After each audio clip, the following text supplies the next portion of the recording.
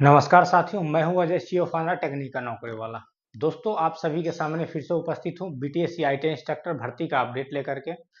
साथियों, आज का जो अपडेट है डिग्री डिप्लोमा केस में आप सभी ने देखा जिस तरह से कल इस फाइनल ऑब्जेक्शन के संदर्भ में नोटिफिकेशन जो जारी किया गया था, उसके बाबत आज आप सभी ने ऑफिशियल वेबसाइट पे ऑब्जेक्शन करने का लिंक आप सभी ने देखा और लिंक के तत्पश्चात आप सभी ने जब अपना लॉगिन करके देखा तो बहुत सारे साथियों को क्वालिफाई कर दिया गया है, वहीं कुछ साथियों को डिस्क्वालीफाई भी किया गया है। वहीं कुछ साथियों का जिनका डीवी डॉक्यूमेंट वेरिफिकेशन के दौरान किसी भी प्रकार के रिमार्क्स नहीं आए थे, उन्हें भी आज के फाइनल ऑब्जेक्शन में किसी न किसी तरह का ऑब्जेक्शन देखने को मिला। तो साथियों, इसके संदर्भ में आप सभी को बता दूं कि समय समय पर आप सभी को अपडेट दिया जा रहा है।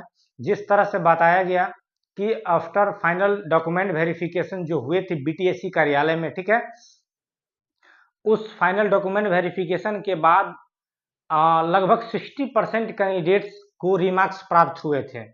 ठीक है साथियों, चूंकि कभी कभी ये भी देखा गया किसी खास एक इशू पर अलग अलग अधिकारियों के द्वारा अलग अलग रिमार्क्स लिख दिए गए थे। तो इस तरह की जो प्रॉब्लम सामने आई, तो क्यों ना इस प्रॉब्लम को सॉर्ट आउट किया जाए, इस तरह का कुछ विचार करके, ठीक है, बीटीएससी के द्वारा टेक्निकल अधिकारियों को डिमांड किया गया और 8 एवं 9 तारीख को 8 एवं 9 अक्टूबर को, ठीक है, टेक्निकल अधिकारियों की टीम आई और आप तमाम साथियों का फाइल को दोबारा रिव्यू किया गया और रिव्यू के पश्चात बीटीएससी के द्वारा नियमावली के अनुसार, ठीक है, एक तय मानक के अनुसार सभी फाइल का रिव्यू के पश्चात जिस पे आवश्यकता पड़ी, ठीक है, उन्हें रिमार्क्स दिया गया और जो जिन्हें आवश्यकता रिमार्क्स देने की आवश्यकता नहीं थी उनके रिमार्क्स को हटाया भी गया। ठीक है, जो छोटे मोटे इश्यूज थे, जैसे कि बहुत सारे साथियों का सीबीटी का एडमिट कार्ड खो गया था तो वो वहाँ जीरोक्स लेके गए थे या फिर डाउनलोडेड कॉपी लेके गए थे, उनका रिमार्क्स आ गया था। नेम का स्पेलिंग मिस्टेक से संबंधित इशू था। ये छोटे मोटे जो इशू थे, ठीक है, जिसका जो रिमार्क्स आ गया था उन्हें कंसीडर करके हटा लिया गया था, सॉर्ट आउट कर दिया गया है। और जो मेजर इशू थे, ठीक है, जो कहीं ना कहीं इस रिक्वायरमेंट प्रक्रिया को फुलफिल नहीं कर रहे थे, उनके केस में अधिकारियों के द्वारा डिसीजन लिया गया और उन्हें डिस्क्वालीफाई भी किया गया है। तथा कुछ ऐसे भी कैंडिडेट है जिन्हें डिस्क्वालीफाई के बाद भी अगर वे कुछ साक्ष्य उपलब्ध करवाते हैं तो उन्हें क्वालिफाई करने पर विचार किया जा सकता है। उनके भी केस में आज के डेट में आपको फाइनल जब ऑब्जेक्शन आया है तो कुछ उस तरह का भी आपको ऑब्जेक्शन देखने को मिला है, जो कि कमीशन का रिमार्क्स आ चुका है। ठीक है, दोनों तरह से कुछ लोगों का डायरेक्ट बता दिया गया कि भैया आपका कुछ इस तरह का प्रॉब्लम है जिससे आपको डिस्क्वालीफाई किया गया है। वहीं जिनका कंसीडर अभी भी किया जा सकता है उनके केस में, ठीक है, रिमार्क्स के साथ साथ वहां पे लिखा हुआ भी है कि आप इसके संदर्भ में साक्ष्य उपलब्ध करवाएं तो आपको सेलेक्ट करने पर विचार भी किया जा सकता है। साथियों, तो ये जो रिमार्क्स आ रहे हैं, ठीक है, दोबारा फाइनल ऑब्जेक्शन आ रहे हैं, इनमें जिनको भी डिस्क्वालीफाई कर दिया गया है एक तय मानक के तहत, ठीक है, आपको किया गया है। लास्ट टाइम जो कल के डेट में नोटिफिकेशन जारी किए गए थे उसमें कई पॉइंट लिखे हुए थे जिसमें विभिन्न प्रकार के कई कारण दिए हुए थे। अगर उन कारणों से आपको डिस्क्वालीफाई किया गया है तो साथियों, अगर आप दोबारा ऑब्जेक्शन राइज भी करते हैं तो भी आप डिस्क्वालीफाई ही रहेंगे, क्योंकि वो तमाम कारण, सारे कारण, ठीक है, क्राइटेरिया को, इस भर्ती की प्रक्रिया के क्राइटेरिया को फुलफिल नहीं करते हैं और इसके कारण ही आपको डिस्क्वालीफाई किया गया है। यानी कि आप इस भर्ती के योग्य जो पात्रता रखी गई है उसको फुलफिल नहीं कर पा रहे हैं कहीं ना कहीं। तो इस चीज को आप समझेंगे, ठीक है। और जिनके केस में अभी भी संभावनाएं हैं तो उनको ऑब्जेक्शन में लिखा हुआ है, वो तमाम साथी घबराना नहीं है, चूंकि अभी पर्याप्त समय है 27 अक्टूबर तक का, ठीक है।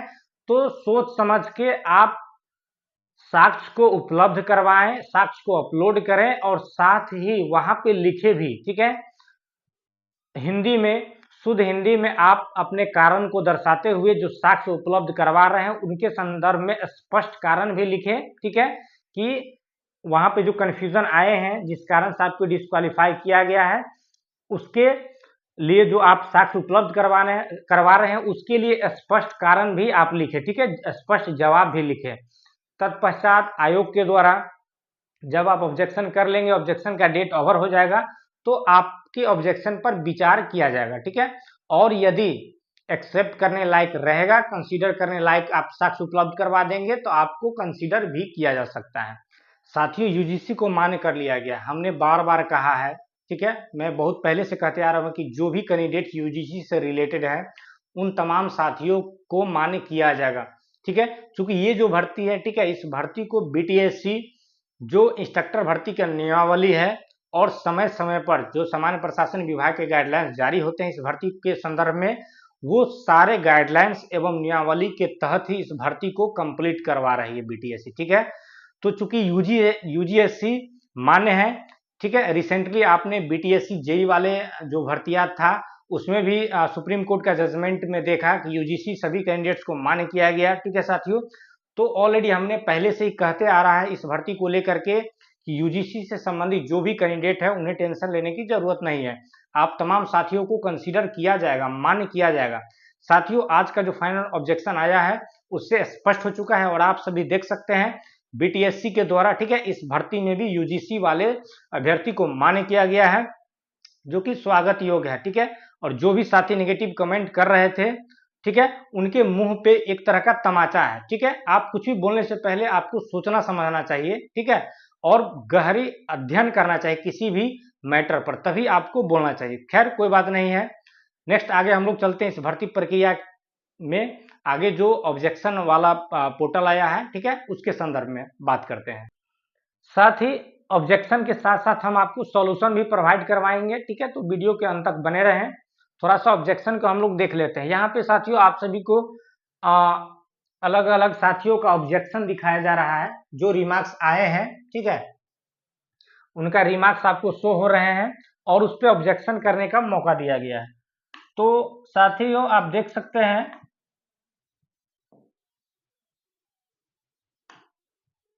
अगर इस ऑब्जेक्शन की बात करें, इस रिमार्क्स की बात करें, तो यहाँ पे बताया जा रहा है कि इनको डिस्क्वालीफाई किया गया, ठीक है, इनको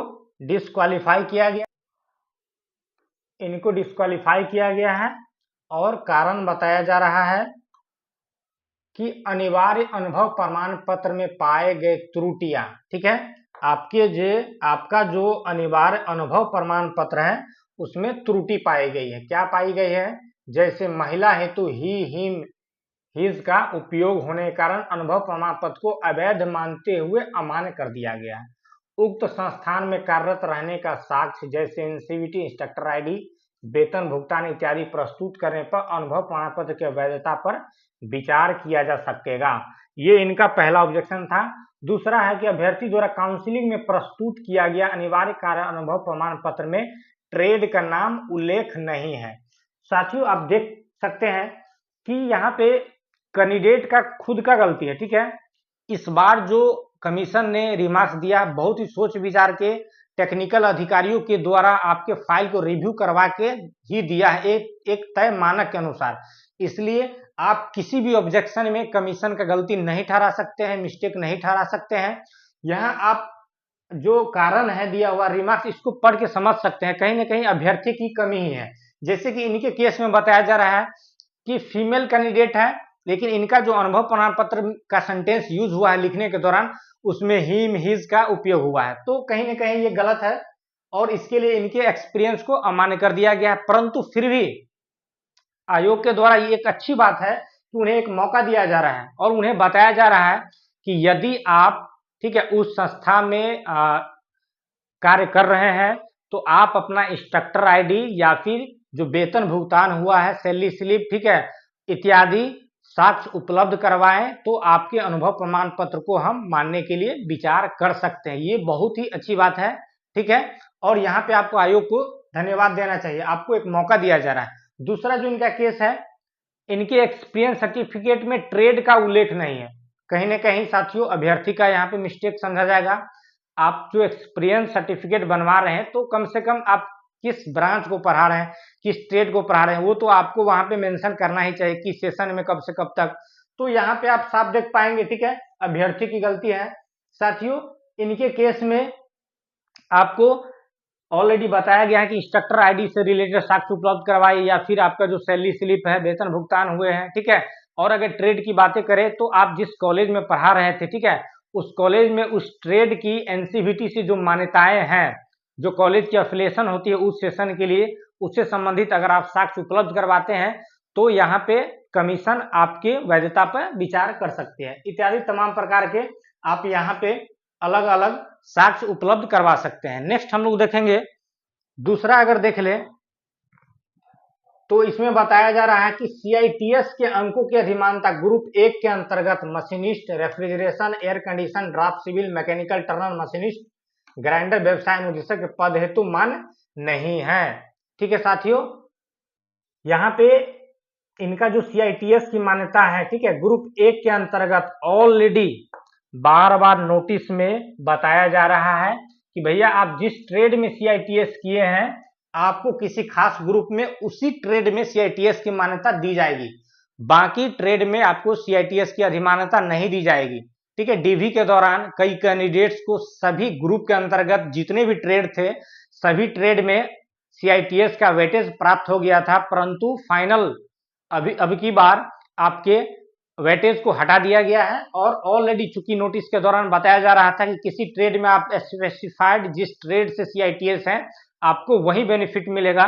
इस लड़का के केस में आप देख सकते हैं इन्हें सीआईटीएस का फायदा केवल और केवल फिटर में मिला है, क्योंकि ये जो कैंडिडेट है फिटर से सीआईटीएस किए हैं। तो ये बहुत ही अच्छी बात है, सटीक जवाब है। यहाँ पे आपको ऑब्जेक्शन करने की आवश्यकता नहीं है, करते भी है तो इसमें कोई खास इफेक्ट नहीं पड़ेगा।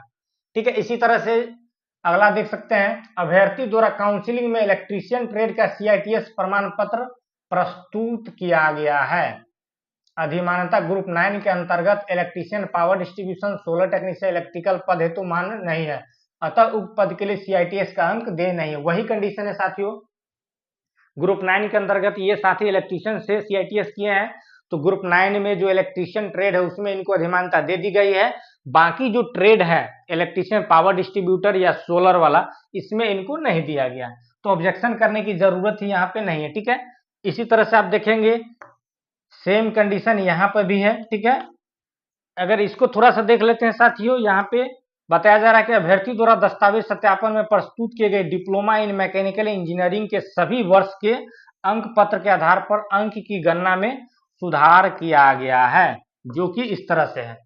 साथियों, आप सभी को बता दूं, जब हम लोग फॉर्म डाल रहे थे या फॉर्म अप्लाई कर रहे थे तो वहां पे बहुत सारे कैंडिडेट के साथ ये प्रॉब्लम आया था, क्योंकि कई यूनिवर्सिटीज या कॉलेज है जो डायरेक्ट मार्क्स को परसेंटेज में नहीं देते हैं, सीजीपीए में देते हैं, ठीक है, इत्यादि अलग अलग प्रकार के फार्मूला के द्वारा दर्शाते हैं, कोई ग्रेडिंग करते हैं।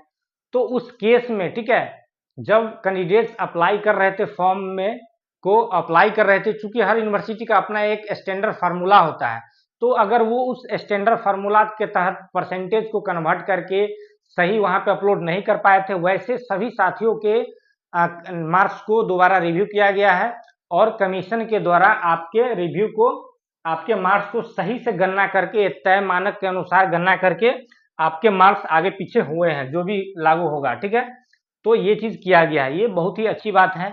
इस बार के ऑब्जेक्शन में जो निकल गए वो निकल गए, ठीक है, जो फंस गए, अगर जिन्होंने कारण से वो डिस्क्वालीफाई है, फुलफिल नहीं कर रहे क्राइटेरिया को, तो ऑलरेडी वो साइड हो ही जाएंगे। लेकिन थोड़ा बहुत मिस्टेक है, आप सभी को मौका दिया है, आप साक्ष्य उपलब्ध करवाएं, जरूर आपको कंसीडर किया जाएगा। इस केस को अगर देखें तो बताया जा रहा है कि सीआईटीएस के अंक की अधिमानता ग्रुप 9 के अंतर्गत वायरमैन अनुदेशक के पद हेतु मान्य है। अभ्यर्थी द्वारा काउंसिलिंग में प्रस्तुत डिप्लोमा इन इलेक्ट्रिकल इंजीनियरिंग के सभी वर्ष के अंक पत्र के आधार पर अंक की गणना कर अंक को परिवर्तित कर दिया गया, वही चीज है। ठीक है, ग्रुप 9 में इनको वायरमैन में बेनिफिट्स दिया गया है, इलेक्ट्रीशियन और वायरमैन ट्रेड में, बाकी ट्रेड में नहीं दिया गया है सीआईटीएस की अधिमानता, और इनके अंक को परिवर्तन किया गया है, कुछ ना कुछ मिस्टेक रहा होगा। ठीक है साथियों, कुछ इस तरह से और भी रिमार्क्स हैं। इस रिमार्क्स को भी अगर देखेंगे, इस रिमार्क्स को अगर देखें साथियों, यहाँ पे बताया जा रहा है कि अनिवार्य अनिवार्य अनुभव प्रमाण पत्र में पाए गए त्रुटि वही है महिला के केस में ही हिम वाला, जिसका ऑलरेडी जवाब बता चुके आप लोगों को। ठीक है, इनको एनसीवीटी इंस्ट्रक्टर आईडी का डिटेल्स देना चाहिए या फिर सैलरी स्लिप दिखाना चाहिए, तब इनके अनुभव प्रमाण पत्र की वैधता पर विचार किया जा सकता है। ठीक है, इसी तरह से यहाँ पे देखेंगे इस ऑब्जेक्शन को, अभ्यर्थी द्वारा काउंसलिंग के समय प्रस्तुत किया गया डिप्लोमा इन इलेक्ट्रिकल इंजीनियरिंग का अंतिम वर्ष के अंक पत्र की छाया प्रति में ऑब्टेन मार्क कटा हुआ है, अतः अंक की गणना नहीं की जा सकती। साथियों, हम ऑलरेडी कर रहे हैं कि यहाँ पे अभ्यर्थी की ही गलती है। ठीक है, जो भी चीज आप अपलोड कर रहे हैं तो कम से कम उसको रिव्यू करने का ऑप्शन था, रिव्यू तो कर लीजिए। जो हम अपलोड किए वो सही से अपलोड हुआ है या नहीं हुआ। आपके मार्क्स कटे हुए हैं, जब कटे हुए तो कहाँ से देख पाएंगे। ठीक है, मार्क्स आपका कटा हुआ है, अतः अंक की गणना नहीं की गई है, फाइनली आपको 0-0 दिया गया है, ऑलरेडी आप डिस्क्वालीफाई हो जाएंगे। आप ऑब्जेक्शन कर सकते हैं, ठीक है, सही से अपलोड कर सकते हैं। ये कमीशन विचार करेगी आपके मार्क्स को लिया जाए या नहीं लिया जाए, सारा राइट रिजर्व उनके पास है। ठीक है, चूंकि गलती आपका है और ये कोई फर्स्ट स्टेज का नहीं है, ये एक तरह से देखा जाए तो आपको तीसरा ऑब्जेक्शन है, तो इतना बड़ा मिस्टेक नहीं होना चाहिए। इसी प्रकार से देखेंगे, अभ्यर्थी द्वारा दस्तावेज सत्यापन में प्रस्तुत किए गए न्यूनतम 1 वर्ष का अनिवार्य अनुभव प्रमाण पत्र संबंधित ट्रेड का नाम अंकित नहीं होने के कारण अनुभव प्रमाण पत्र को अमान्य कर दिया गया। उक्त संस्था में संबंधित ट्रेड प्रस्तुत करने पर अनुभव प्रमाण पत्र की वैधता पर विचार किया जाएगा। साथियों, इनके केस में बताया जा रहा है कि आपने जो 1 साल का अनुभव दिया है प्रमाण पत्र, ठीक है, आप जिस ब्रांच से डिग्री डिप्लोमा किया है उस ब्रांच से रिलेटेड नहीं है या अंकित नहीं है, उस कॉलेज में उस ट्रेड का, ठीक है, डीजीटी या एनसीवीटी जो भी है मान्यता एफिलिएशन देती है, उससे संबंधित आप साक्ष्य को उपलब्ध करवाएं तो इस पर विचार किया जा सकता है। ठीक है साथियों, इसी तरह से इस रिमार्क को पढ़ लेते हैं। अभ्यर्थी डिप्लोमा इन इलेक्ट्रॉनिक्स इंजीनियरिंग योग्यताधारी है। ठीक है, अभ्यर्थी डिप्लोमा इन इलेक्ट्रॉनिक्स इंजीनियरिंग के योग्यताधारी है, अनिवार्य शिक्षा अनुभव के अंतर्गत इलेक्ट्रीशियन ट्रेड के अनुदेशक के रूप में कार्य होने का प्रमाण पत्र प्रस्तुत किया है। इलेक्ट्रीशियन ट्रेड के अनुदेशक के रूप में कार्यरत होने हेतु अभ्यर्थी की शैक्षणिक योग्यता डिप्लोमा इन इलेक्ट्रॉनिक्स इंजीनियरिंग मान्य नहीं है, अतः अनिवार्य अनुभव को अमान्य करते हुए अयोग्य किया गया। साथियों, आप जब फॉर्म भर रहे थे उसी समय आपको ध्यान देना चाहिए, जब आप इलेक्ट्रॉनिक्स से बीटेक या डिप्लोमा किए हुए हैं तो फिर इलेक्ट्रीशियन के लिए क्यों आप टिक लगा रहे हैं। ठीक है, आपको अच्छा से नोटिफिकेशन पाना चाहिए, आपने यहाँ पर मिस्टेक किया है इसलिए आपको अयोग्य कर दिया गया है। ठीक है, आप यहाँ ऑब्जेक्शन करेंगे भी तो कोई खास इफेक्ट नहीं पड़ने वाला है। एक लास्ट ऑब्जेक्शन है यहाँ पे, और टीचर के पद पर, ठीक है, जो भी है अनिवार्य अनुभव प्रमाण पत्र जो निर्गत हुआ है, टीचर के पद पर कार्यरत होने का उल्लेख है, जो संदेहास्पद है। उक्त प्रमाण पत्र से स्पष्ट नहीं हो रहा कि अभ्यर्थी का अनिवार्य शिक्षा अनुभव किस ट्रेड का है। साथियों, देखिए कितना बड़ा मिस्टेक है, आप आईटीआई में पढ़ा रहे हैं इंस्ट्रक्टर के रूप में और अपना एक्सपीरियंस में लिखवा रहे हैं टीचर लिखवाइएगा तो कभी भी स्पष्ट हो पाएगा। ऑलरेडी आप संदेह में रख रहे हैं तो आपको डिस्क्वालीफाई तो किया ही जाएगा, डिस्क्वालीफाई कर दिया गया है। ठीक है, आपका एक्सपीरियंस सर्टिफिकेट सही नहीं है। इसी तरह से अन्य ऑब्जेक्शन की बातें करें, देख पाएंगे संस्था में कार्यरत होने का साक्ष्य जैसे एनसीवीटी इंस्ट्रक्टर आदि वेतन भुगतान जो भी है उपलब्ध कराएंगे तो कंसीडर किया जा सकता है। टीचर वाली बात जो ऑलरेडी आपको हमने बताया। ठीक है, यहाँ पे एक और देख लेते हैं रिमार्क्स क्या है। अभ्यर्थी द्वारा काउंसलिंग के समय डिप्लोमा कोर्स इलेक्ट्रॉनिक्स इंजीनियर के सभी वर्ष का अंक पत्र नहीं दिया गया है। कितना बड़ा मिस्टेक है बताइए।